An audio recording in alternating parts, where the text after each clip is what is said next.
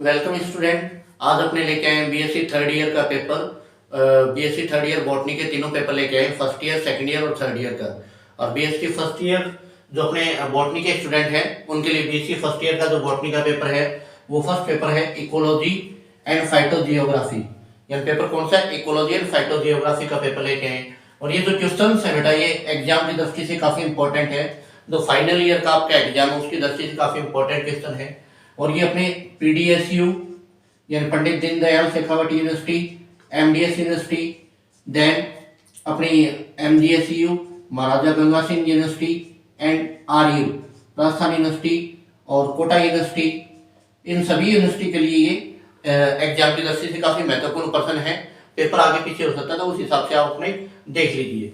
और फिर जैसे बीएससी यानी बीएससी के स्टूडेंट के लिए है ये जो सेमेस्टर वाइज क्वेश्चन होते हैं, साथ साथ ये जो बीएससी बीएड इंटीग्रेटेड स्टूडेंट है उनके लिए भी काफी इंपॉर्टेंट क्वेश्चंस है। तो अपने बिना टाइम खराब किए हुए अपने पेपर पे आते हैं। तो सबसे पहले देखिए कि फर्स्ट क्वेश्चन कौन सा है। यानी फर्स्ट है अपना वायु प्रदूषण और भूमि प्रदूषण। यानी वायु प्रदूषण और भूमि प्रदूषण इनके यानी स्रोत यानी सोर्स, फिर सेकंड प्रभाव और यानी इनके नियंत्रण। तो अपने देखें air pollution, then soil pollution, इनके सोर्स, इफेक्ट और कंट्रोल मेजर के बारे में अपने को इस स्टडी करना है। सेकंड क्वेश्चन देखिए पारिस्थितिक अनुक्रमण, इसके प्रकार, जलानुक्रमण और स्थलानुक्रमण पर टिप्पणी लिखनी है। तो इकोलॉजिकल सक्सेशन हो जाएगा, टाइप ऑफ सक्सेशन हो जाएगा, हाइड्रोशियर हो जाएगा और लिथोशियर, इन पे पूरा अपने को टिप्पणी लिखनी है यानी कंप्लीट इसके बारे में स्टडी। थर्ड क्वेश्चन देखिए समोद्भिद और मरुद्भिद, इनके पारिस्थितिक अनुकूलन व कार्यकी अनुकूलन। यानी जो मेसोफाइट और जो जीरोफाइट होते हैं इनके इकोलॉजिक एडेप्शन क्या होते हैं, अनुकूलन क्या होते हैं और इनके फिजियोलॉजिकल एडेप्शन क्या होते हैं उनके बारे में स्टडी करनी है। फिर नेक्स्ट क्वेश्चन देखिए आप सजीवों के बीच पाए जाने वाली धनात्मक पारस्परिक क्रियाएं यानी positive interaction found between different type of organism, उनके बारे में अपने वो कंप्लीट स्टडी करनी है।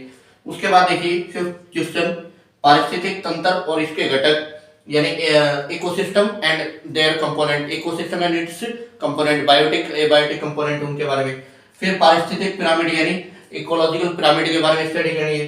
नेक्स्ट क्या है फिर ऊर्जा प्रवाह यानी एनर्जी फ्लो का जो यूनिक मॉडल होता है, एनर्जी फ्लो का यूनिक मॉडल होता है, यूनिडायरेक्शनल मॉडल है, उसकी स्टडी करनी है। एग्जाम की दृष्टि से काफी इंपॉर्टेंट क्वेश्चन है बेटा ये, और इसको मिस मत करना। चैनल को ज्यादा यानी अपने इस वीडियो को ज्यादा से ज्यादा शेयर करो ताकि ज्यादा से ज्यादा स्टूडेंट को इसका लाभ मिल पाए। और अभी तक अपने चैनल पे नए हो तो देख लेना दीपक पुनिया लाइफ साइंस, और चैनल को लाइक शेयर और सब्सक्राइब भी जरूर करना।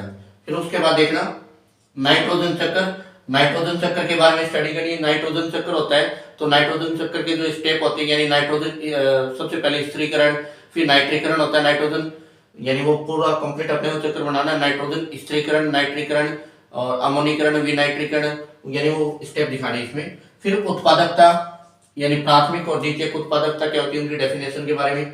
एनपीपी और वो जो होती है प्राइमरी प्रोडक्ट वाली। फिर उसके बाद भारत की वनस्पति के प्रकार यानी टाइप ऑफ वेजिटेशन।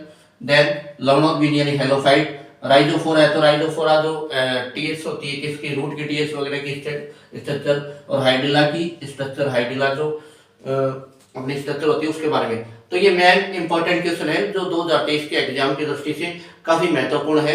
और अभी आप सभी के एग्जाम स्टार्ट होने वाले हैं तो इन चैनल अपने ये जो क्वेश्चन है इनको ज्यादा से ज्यादा रीड करके जाए ताकि आपको पूरे में से पूरे मार्क मिले। और अपने को पता है कि तीनों पेपर हैं और तीनों पेपर के अंदर अपने को पासिंग मार्क्स लेके आने पड़ते हैं। यानी जैसे 33, 33 और 33 अगर मान लो ये रेशियो हो तो अपने को ईच पेपर को क्लियर करना पड़ेगा। यानी प्रत्येक पेपर के अंदर 12 12 यानी 36 मार्क्स लेके आने पड़ेंगे तब अपना एग्जाम क्लियर होता है। तो तीनों पेपर को अच्छे से क्लियर करना पड़ेगा तभी अपना बॉटनी का पेपर क्लियर होगा। और अभी इसके बाद अपने लेके आते हैं सेकंड पेपर। देखिए सेकंड पेपर के मोस्ट इंपोर्टेंट क्वेश्चन देखो अपने देखते हैं बेटा। जैसे पेपर सेकंड और पेपर थर्ड। पेपर सेकंड अपना प्लांट फिजियोलॉजी और बायोकेमिस्ट्री यानी पादपे कार्यकी और जैव रसायन का। और पेपर जो थर्ड है वो आणविक जीव विज्ञान और जैव तकनीकी यानी आणविक जीव विज्ञान और जैव तकनीकी, ये दो पेपर है।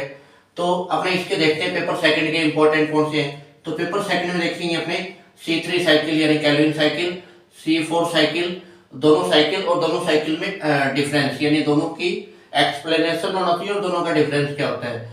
फिर प्रकाश संश्लेषण यानी फोटो रेस्पिरेशन, उसके बाद चक्रीय और अचक्रीय फोटोफॉस्फोराइलेशन, यही चक्रीय और अचक्रीय दोनों पढ़ना है, यानी ये लाइट रिएक्शन है। उसके बाद फोटोपेरिडिज्म यानी दीप्तिकालिकता, वनेलाइजेशन यानी बसंतीकरण। उसके बाद अपने देखेंगे क्रेब्स चक्कर, कौन सा देखेंगे, क्रेब्स चक्कर, और electron transport system and glycolysis, इनके बारे में स्टडी करेंगे, ये रेस्पिरेशन में आते हैं। फिर हार्मोन में देखेंगे ऑक्सिन और जिब्रेलिन, ऑक्सिन और जिब्रेलिन, इनका बायोसिंथेसिस कैसे होता है और इनके जो प्रभाव फिजियोलॉजिकल इफेक्ट होते हैं उनके बारे में। फिर एंजाइम के टाइप, एंजाइम मैकेनिज्म, इनके बारे में, एंजाइम के प्रकार और एंजाइम क्रियाविधि के बारे में। फिर वाष्पोत्सर्जन में अपने आता है, वाष्पोत्सर्जन यानी जो स्टोमेटल मैकेनिज्म होती है उसमें आता है एक्टिव पोटेशियम आयन थ्योरी, जो लेविट ने दी थी, उसके बारे में स्टडी करेंगे। उसके बाद एक्टिव और जो पैसिव यानी water absorption, active and passive water absorption, सक्रिय और निष्क्रिय जल अवशोषण, उसके बारे में। फिर एसेंट ऑफ सेप, रसारोहण में अपना है ट्रांसपिरेशन पुल रिपल्सन थ्योरी यानी वाष्पोत्सर्जन पुल सिद्धांत के बारे में स्टडी करेंगे। तो ये मोस्ट इंपॉर्टेंट क्वेश्चन है प्लांट फिजियोलॉजी और बायोकेमिस्ट्री के, इसके स्क्रीनशॉट ले सकते हो आप, काफी इंपॉर्टेंट क्वेश्चन है। और फिर उसके बाद देखते हैं पेपर थर्ड। तो पेपर थर्ड में अपना डीएनए रेप्लिकेशन यानी डीएनए प्रतिकृति, उसके बाद डीएनए रिपेयर यानी डीएनए की मरम्मत से।